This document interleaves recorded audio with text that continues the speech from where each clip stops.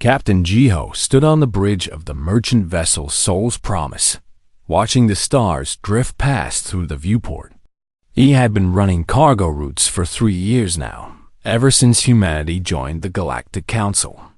It was boring work, but it paid well enough to support his family back on Earth.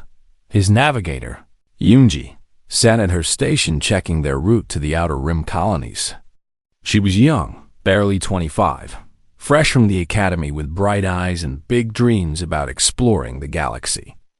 Jiho remembered when he used to feel that way too, before he learned what the galaxy really thought of humans. The third member of his small crew was Minho, the chief engineer. He was older than both of them, with gray hair and tired eyes. Minho had served in Earth's military before first contact, back when humanity still had warships. The Galactic Council made Earth destroy all their weapons as a condition for joining. They said it was for everyone's safety.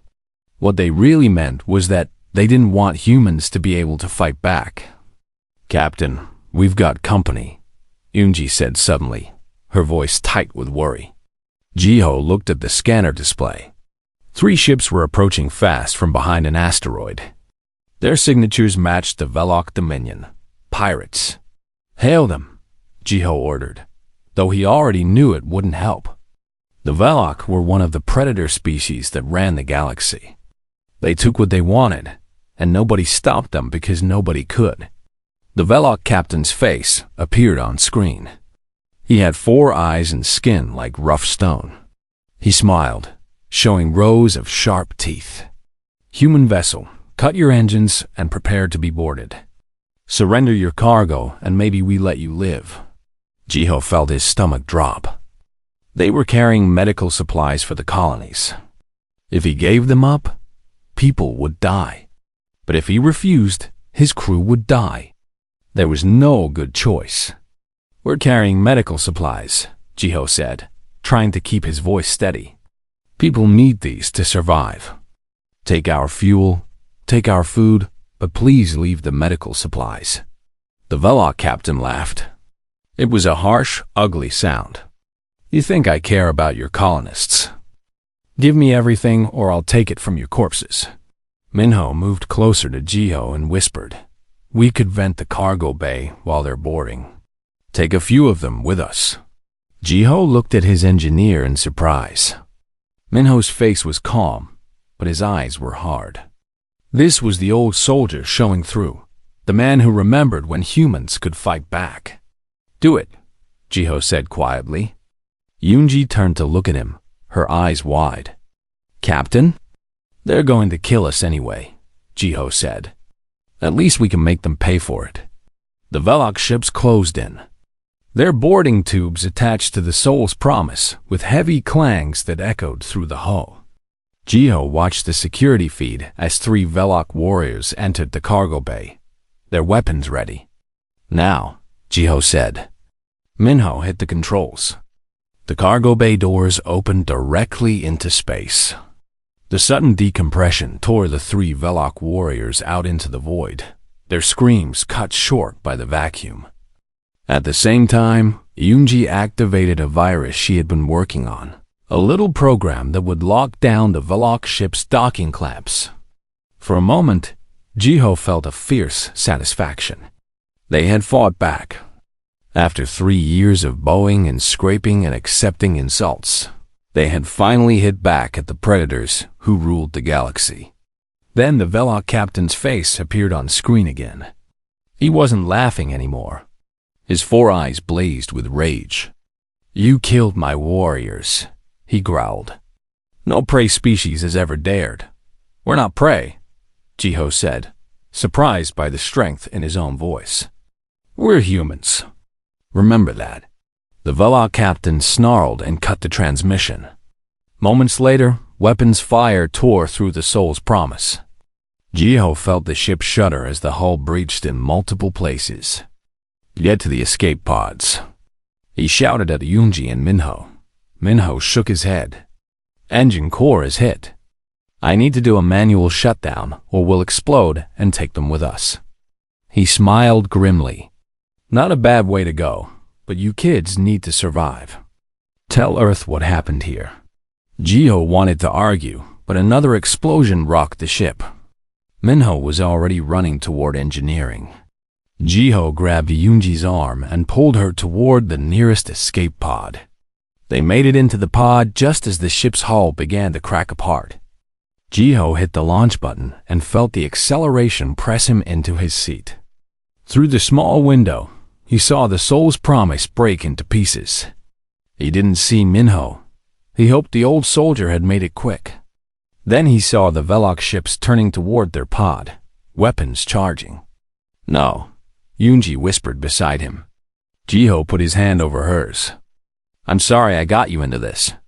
The Velok fired. Jiho felt the impact, and then everything went dark. When Yoonji woke up, she was alone in the escape pod. The life support was failing. The emergency beacon was damaged, and Captain Jiho was dead in the seat beside her. She didn't remember the impact killing him, but the way his head rested against the wall told her his neck had snapped. She floated in the darkness for 6 days. The pod systems kept failing one by one. The heat went first, then the water recycler. She knew she was going to die out here, just another human who learned too late that the galaxy didn't care about them. On the 6th day, a Tenari merchant ship picked up her dying beacon and brought her in. They were kind to her, these small bird-like aliens. They gave her water and warmth and asked her what had happened. Yoonji told them everything. About the pirates, about Captain Jiho's defiance, about Minho's sacrifice. The Tenari captain listened with sad eyes and translated everything for her to send to the Galactic Council. When Yoonji finally made it back to Earth, she went straight to the council hearing.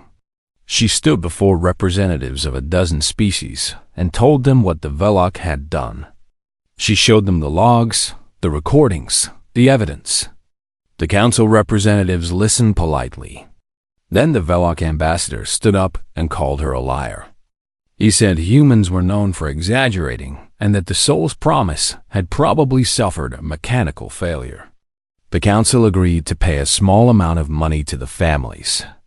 Case closed. Yoonji stood there in shock as the council members filed out. 15 years of being part of galactic society, and this was how they treated human lives. Like they meant nothing.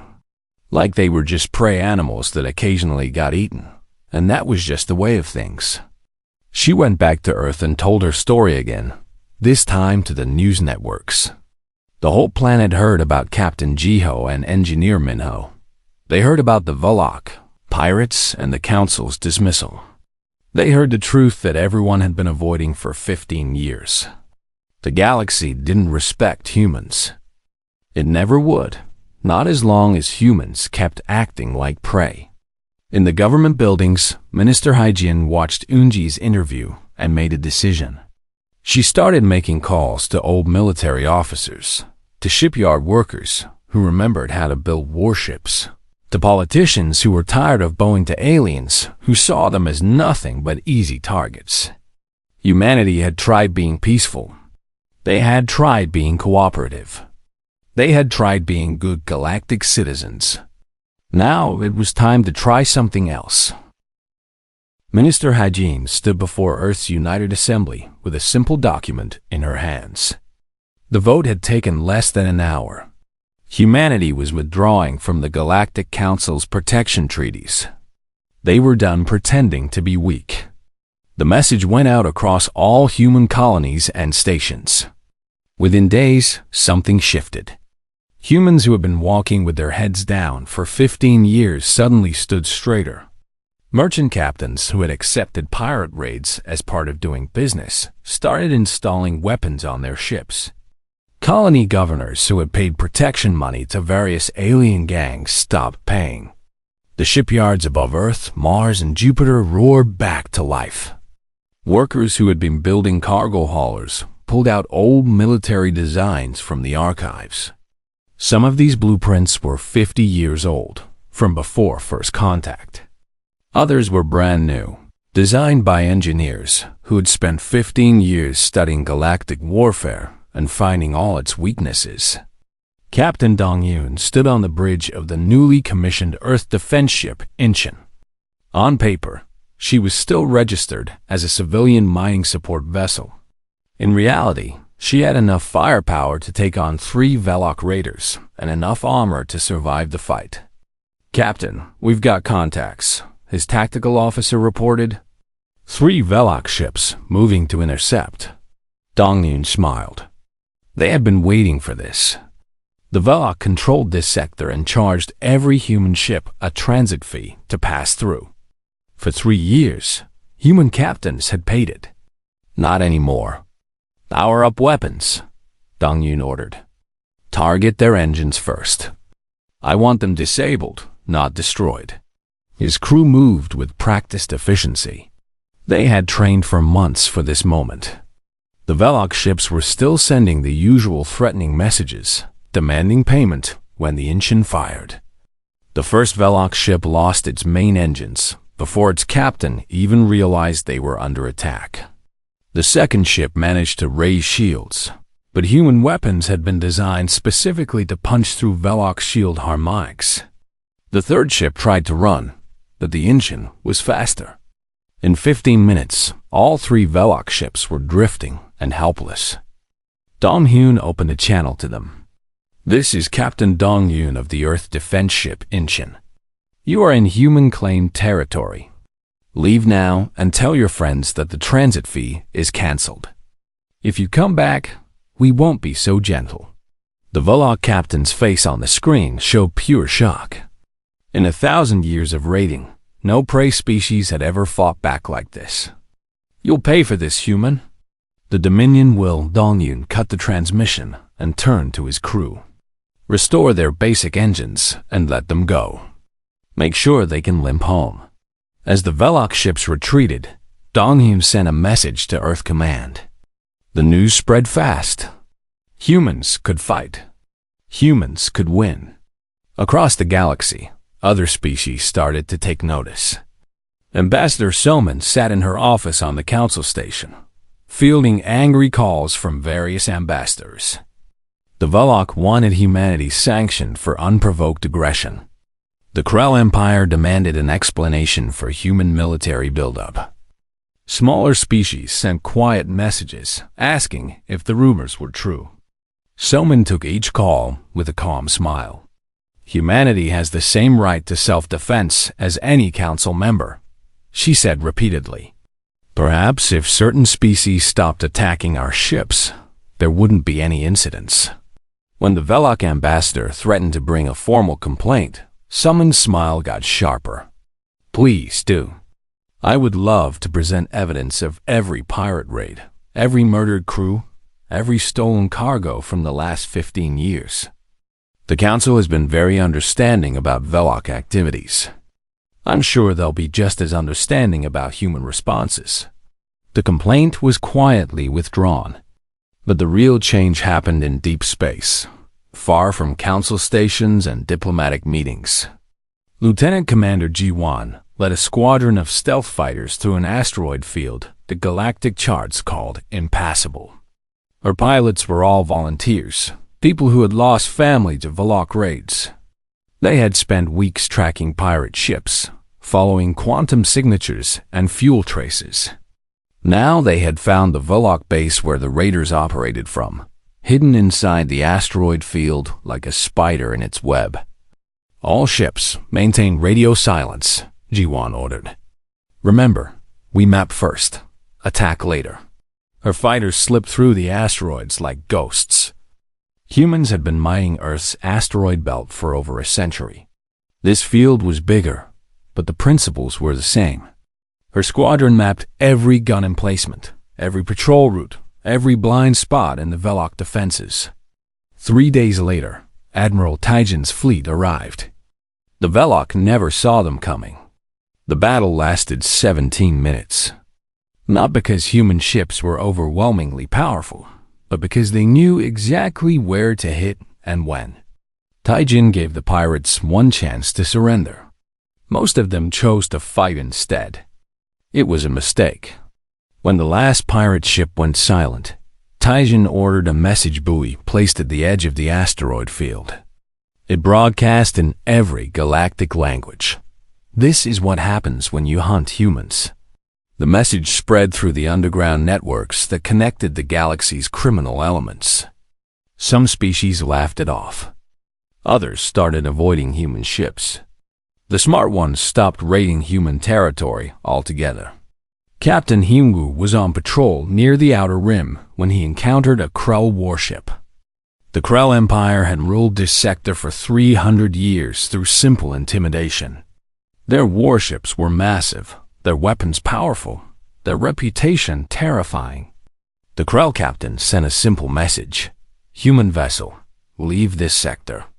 It belongs to the Krell Empire." Hyunwoo looked at his tactical display. The Krell ship outgunned him 3-1. In a straight fight, he would lose. So he didn't fight straight. "Krell vessel, this is Captain Hyunwoo. We're having reactor problems and need assistance."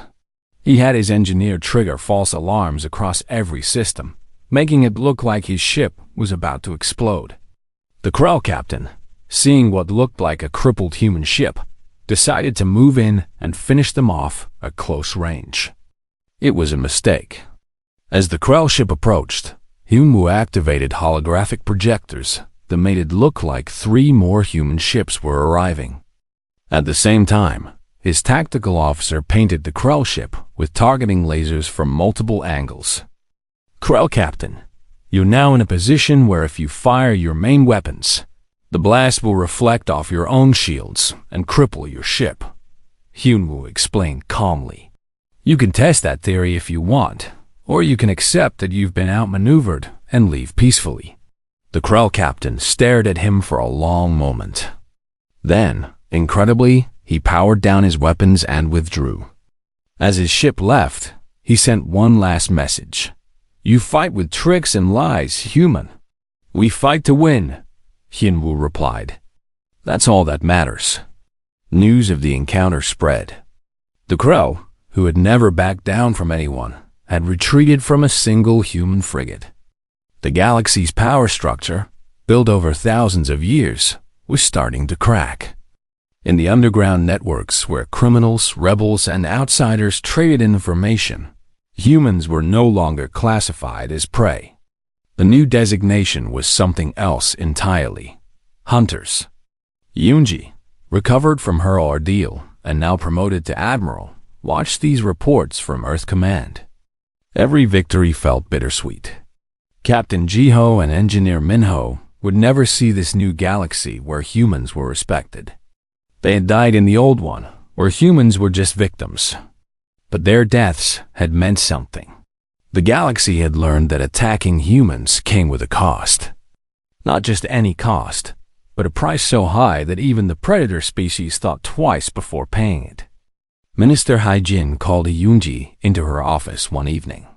"The council wants to negotiate," she said. "They're offering concessions, better trade deals, representation on various committees." Yoonji thought about the hearing where she had been called a liar. She thought about the small payment the council had offered for 43 human lives. She thought about 15 years of insults and exploitation. "What did you tell them?" she asked. Haijin smiled. It wasn't a kind smile. It was the smile of someone who had learned to show teeth. "I told them we'll think about it. Let them wait. Let them wonder. Let them feel what it's like to not be in control for once." The galaxy was changing. Humanity had proven they could fight. Now they had to decide what kind of fighters they would be. The Galactic Council chamber was in chaos. Representatives from 50 species were shouting at each other, their translation devices creating a wall of noise. At the center of it all sat Ambassador Soman, looking calm while the galaxy fell apart around her. "Order!" the council speaker demanded, banging his gavel. "We must have order." The Velok ambassador pointed one of his forearms at Soman. "The humans are building a military force in violation of their membership agreement. They must be stopped before they threaten the entire galaxy." "We're only defending ourselves," Soman replied smoothly. Perhaps if certain species hadn't spent 15 years attacking our ships, we wouldn't need such extensive defenses. A small bird-like representative from the Tanari stood up. Her voice was quiet but clear. The Tanari Collective supports humanity's right to self-defense. We have suffered from Velok aggression for decades. If the humans can protect themselves, perhaps they can help protect others. The Velok ambassador turned on her. You dare speak against us? I speak truth, the Tanari said, her feathers ruffling. The Council has allowed predator species to do whatever they want for too long. Maybe it's time that changed. Other small species started murmuring agreement. The Mashara merchant guilds, tired of paying protection money to pirates, sent their support to Summon's office. Species that had been silent for centuries suddenly found their voices. Minister Haijin watched the council session from Earth and smiled. This was exactly what she had hoped for. Humanity wasn't just defending themselves. They were showing other prey species that defense was possible. But not everyone was happy about the changes. In the command center of the Krull Empire, War Marshal Thexan studied reports about human military movements. The Krull had ruled their sector of space for 3,000 years. They had crushed dozens of uprisings and defeated hundreds of enemies. They would not tolerate humans threatening their dominance. Assemble the 5th Fleet, Thexan ordered. 80 ships. We'll crush the human colonies in the outer systems and remind the galaxy who really holds power. His officers rushed to obey. Within days, the largest Krull war fleet in a century was moving toward human territory. They expected to find scattered, lightly defended outposts. Easy targets. Captain Minseok was waiting for them. Admiral Krull fleet detected at the edge of the system, his sensor officer reported. Minseok nodded. He had been expecting this for weeks. Human intelligence had broken Krull military communications a month ago. Every battle plan, every movement order, every strategic discussion had been intercepted and decoded. The humans knew exactly where the Krull fleet would attack and when. All ships to battle stations, Minseok ordered. Activate the stealth mines. Position the fleet in ambush formation Delta 7. The 3rd Fleet moved into position. 40 human warships, hiding in the shadow of a gas giant, their engines cold and their emissions masked. The Krull fleet entered the system, confident and loud, broadcasting threats across all channels. Then they hit the first minefield. Krull shields were strong, but designed for direct fire combat. The stealth mines had been programmed to wait until ships were in the perfect position, then detonate in patterns that caused the maximum damage. The Krull fleet's tight formation, meant to look impressive, became a liability. Now, Minseok said quietly, the 3rd Fleet powered up and attacked from 4 different directions. Human ships were smaller and lighter than Krull warships, but they moved faster and hit harder. Engineering Chief Nari kept the fleet carrier's reactors running at 140% capacity, pushing the engines beyond their design limits. Chief, those reactors are going to blow, her assistant warned. Not yet, they won't, Nari said, her hands moving over the controls with the precision of a surgeon. She had spent 15 years maintaining civilian ships with failing parts and no budget. Keeping military-grade reactors stable while overloaded was almost relaxing by comparison. The battle raged for 6 hours. The Krull fought with courage and skill. They had thousands of years of military tradition and warriors who knew nothing but victory. But humans had something the Krull hadn't seen in their enemies for centuries. They were willing to do whatever it took to win. When a Krull dreadnought tried to ram Minseok's flagship, he didn't retreat. He accelerated toward it and fired every weapon at the ship's bridge at point-blank range. The dreadnought's captain died instantly, and the ship spun out of control. When Krull boarding parties tried to take a human cruiser, the crew vented half the ship to space and then counterboarded the Krull ships through the same boarding tubes. The Krell warriors found themselves fighting in zero gravity against humans who had trained for exactly this scenario.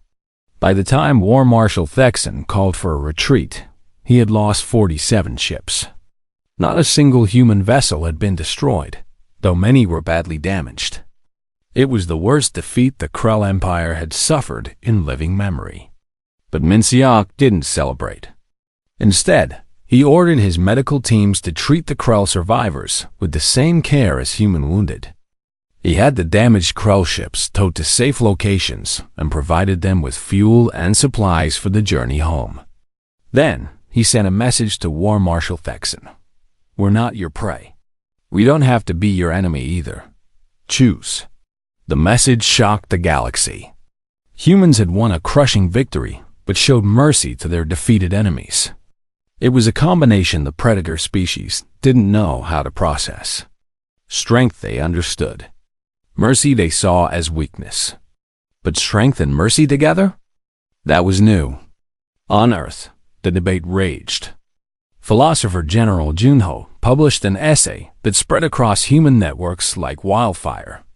"We learned to hunt because we had to," he wrote.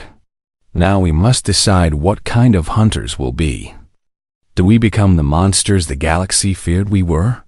Or do we prove that humans can be strong and kind at the same time?"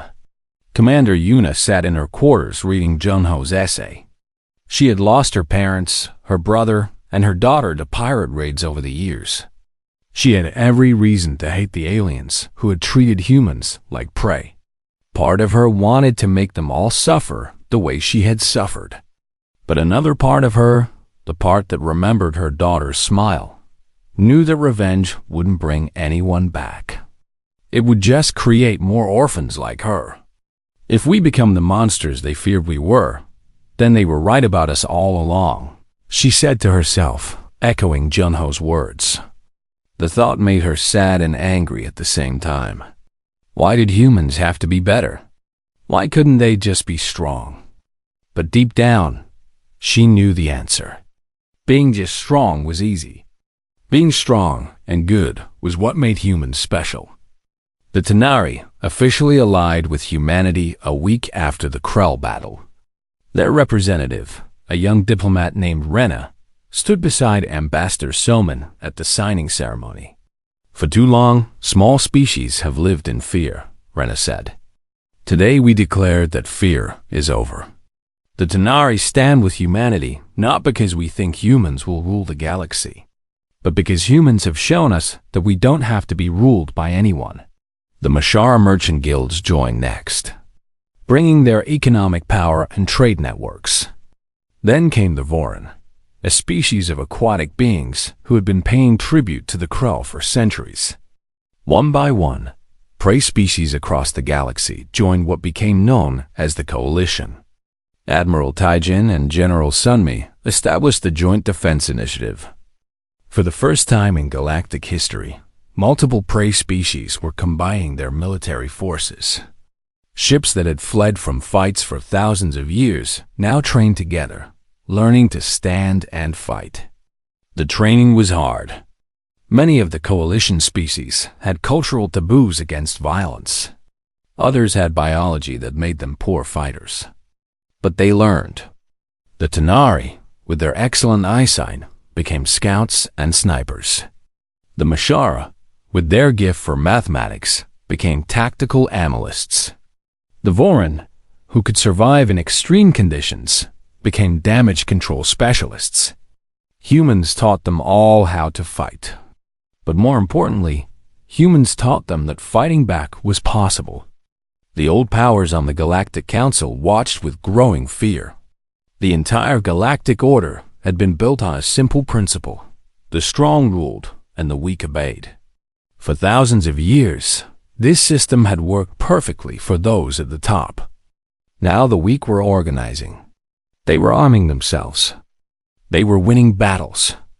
And the strong didn't know how to stop them without revealing what everyone already knew. The Galactic Order wasn't about law or civilization. It was about power, plain and simple. Ambassador Soman received a private message from a council member she respected, a elder being from the Kef species. Be careful, Ambassador. You're changing things that have stood for millennia. The old powers will not accept this peacefully. Soman wrote back. Then they should have treated us better when they had the chance. We tried peace. They answered with violence. Now they'll learn what humans do when their patience runs out. The galaxy was dividing into two camps, those who wanted to maintain the old order and those who wanted something new. War was coming. Everyone knew it. The only question was when and where it would start. The Velok Dominion had waited long enough. After months of watching humans grow stronger and their empire grow weaker, they decided to strike. If they crushed humanity now, the other prey species would remember their place. The old order would be restored. War leader Kreven assembled the largest Velok fleet in 2 generations. 300 warships, thousands of elite shock troops, and enough firepower to turn planets into ash. The target was humanity's colony clusters in the Outer Rim. 50 colonies. Millions of humans, all poorly defended according to Velok intelligence. We'll burn their colonies one by one, Kreven told his commanders. Make them scream. Make them beg. Make the other prey species understand what happens when you challenge us. The Velok fleet moved out with drums beating and war songs playing across their communication channels. They expected terror and glory. They got neither. Commodore Jihi sat in the Coalition Command Center, watching the Velok fleet's approach. Intelligence reports covered every screen. She had been planning for this moment for months, ever since human codebreakers had intercepted the first Velok planning sessions. They're spreading out to attack multiple colonies simultaneously, her tactical officer reported. Just like we predicted. Jihi nodded. The Velok strategy made sense on paper. Hit many targets at once, overwhelm the defenders, create panic. But it only worked if your enemy defended every target. Begin evacuation protocols, Jihi ordered. Empty colonies 7, 12, and 19. Everyone out in the next 6 hours. Her staff moved quickly. Evacuation ships that had been hidden in nearby systems emerged and started loading civilians. The Velok were still 3 days away, but Jihi wasn't taking chances. While some colonies evacuated, others fortified. Colony 4 became a fortress, with every civilian trained on defensive weapons and every building converted into a strongpoint. Colony 18 deployed automated defense platforms that had been hidden underground for months. Colony 23 activated a minefield, so dense that even the colony's defenders needed computer guidance to navigate through it. The Velok fleet arrived expecting frightened colonists and light resistance. Colony 7 was empty, its buildings abandoned and silent. The Velok troops searched the settlement, confused and angry. Then the bombs went off. Humans had booby-trapped everything. Buildings, vehicles, even some of the furniture.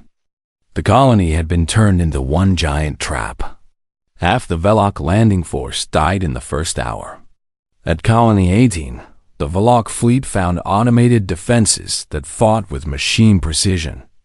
Missiles launched from hidden silos. Railguns fired from camouflage positions. Attack drones swarmed Velok dropships. The Velok won eventually, but it cost them 20 ships and 3,000 troops to take an empty colony. Colony 4 was worse. The Velok landed expecting to crush a civilian population. Instead, they found 10,000 humans who had been training for urban combat for 6 months.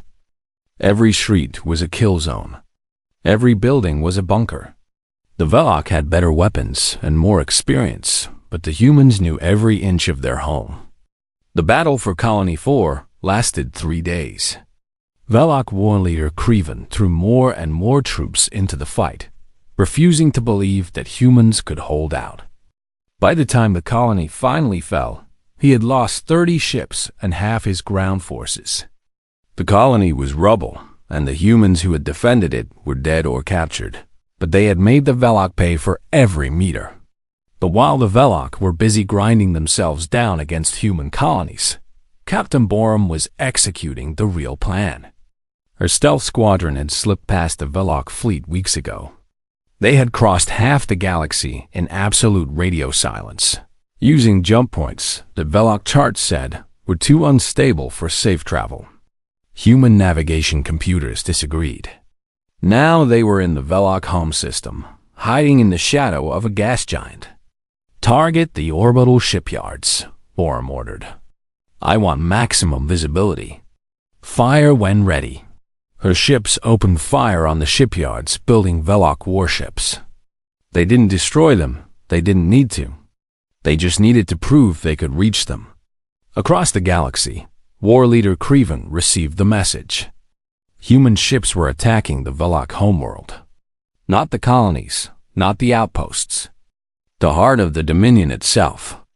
"Pull back," Kreven screamed. "Defend the homeworld." His fleet began the long journey home, leaving the human colonies bloody but unbroken. The Velok had lost a third of their fleet, thousands of their best warriors, and their reputation for invincibility. In exchange, they had captured 3 destroyed colonies and proven that attacking humans was more costly than it was worth. But the cost wasn't just military. Medical Officer Hound worked 72-hour shifts in the aftermath, treating wounded from both sides. She saw coalition soldiers who had lost limbs defending their homes. She saw Velok prisoners who would never walk again. She saw the price of war written in blood and pain. "Why do we treat them?" a young nurse asked, gesturing to the Velok prisoners. "After what they did?" Hound looked at the Velok warrior in the bed before them. He was missing 3 arms and would never fight again. "Because we're not them," she said quietly. "We fight when we must, but we don't become monsters. That's the difference." On the devastated remains of Colony 4, Engineer Kyungmin began the work of rebuilding. Tanari refugees helped clear rubble. Mashara workers ran structural calculations. Voron specialists restored the water systems. The coalition had become more than a military alliance. It was becoming something new. "My family lived on this street," a human survivor told Kyungmin. She was young, maybe 20, with burn scars covering her arms. "The Velok killed my parents and my little brother." Kyungmin had heard dozens of stories like this. Each one made him angrier. But he forced himself to stay calm. "I'm sorry," he said. "We'll rebuild. We'll make it better than before." "Will it bring them back?" the young woman asked. "No," Kyungmin admitted. "Nothing will. But we can make sure it means something. We can build a galaxy where this doesn't happen anymore." The young woman looked at him for a long moment, then picked up a piece of rubble and carried it to the disposal area. Other survivors saw her and started helping. Human, Tanari, Mashara, all working together to rebuild what war had destroyed. The Galactic Council met in emergency session. The Velok demanded action against humanity. The Krell wanted the coalition disbanded. Other predator species called for military intervention. But something had changed. The smaller species, the ones who had always voted the way they were told, were saying no. The Tanari representative stood and declared that any attack on the coalition would be considered an attack on all member species. The Mashara agreed. So did a dozen others. The council speaker tried to restore order, but failed. For the first time in galactic history, the prey species had enough votes to block the predators. The old order was crumbling. Ambassador Soman watched it all with satisfaction. "We're not asking for permission anymore," she said to Minister Hijin over a secure channel. "We're telling them how it's going to be." Hijin smiled. "Be careful, Soman. We've won some battles, but the war isn't over. The predators won't give up their power without a real fight." "Let them fight," Soman replied. "We've been learning from them for 15 years. They taught us that power matters. They taught us that strength is the only language the galaxy understands. Now they're about to learn that humans are very good students. Admiral Yunji looked at casualty reports and felt the weight of command. Thousands dead. Tens of thousands wounded. Entire colonies destroyed. The victory against the Velok had come at a terrible price. But when she looked at the intelligence reports showing other prey species starting to arm themselves, starting to demand respect, starting to believe they could be more than victims, she knew the price had been worth paying.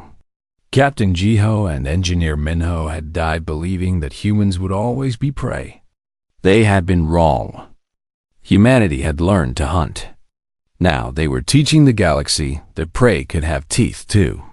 The question was what came next. The old powers would never accept the new order peacefully. More war was coming. Bigger battles. Higher stakes. But for the first time since entering the galaxy, humanity and their allies would face it as equals, not as victims. The galaxy was changing, and there was no going back.